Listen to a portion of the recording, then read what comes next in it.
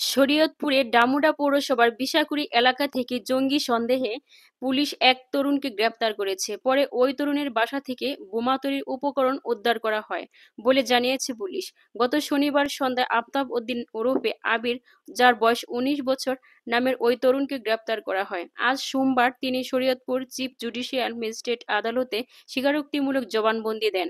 Police জানায়, আফতাব উদ্দিনের জঙ্গি সংশ্লিষ্টতা রয়েছে এবং নাশকতা করার প্রস্তুতি রয়েছে। এমন সংবাদের ভিত্তিতে শনিবার সন্ধ্যায় তাকে বাড়ির সামনে থেকে সড়কে আটক করা হয়। এরপর ঢাকা থেকে রাতে কাউন্টার টেররিজম ইউনিটের একটি দল ডামুডা আসে। তারা আফতাব উদ্দিনের বাড়িতে তল্লাশি চালায়। ওই বাড়ি থেকে বোমা তৈরির উপকরণ উদ্ধার করা হয়।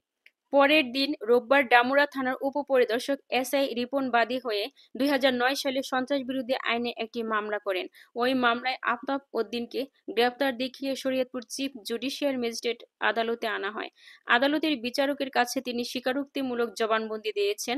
এরপর তাকে শরীয়তপুর জেলা কারাগারে পাঠানো হয়েছে। ওই তরুণ অনলাইনের মাধ্যমে যুক্ত থেকে জঙ্গিবাদের স্বেচ্ছায় উদ্বুদ্ধ, সেলফ মোটিভেটেড হওয়ার কথা পুলিশের কাছে প্রাথমিকভাবে স্বীকার করেছেন বলে জানিয়েছেন শরীয়তপুর পুলিশ সুপার নজরুল ইসলাম। নজরুল ইসলাম বলেন, সে কিছু একটা করবে এমন চেষ্টা করেছিল। তার আগে আমরা তাকে ধরতে সক্ষম হয়েছি। তবে আইএসের সঙ্গে তার কোনো যোগাযোগ আছে কিনা তা নিশ্চিত করতে পারিনি।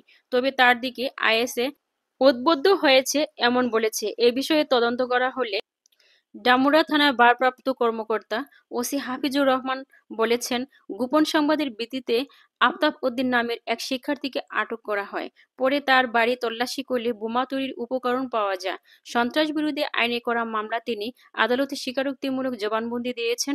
জবানবন্দিতে তিনি বলেছেন, তা তদন্তের স্বার্থে এই মুহূর্তে বলা যাবে না।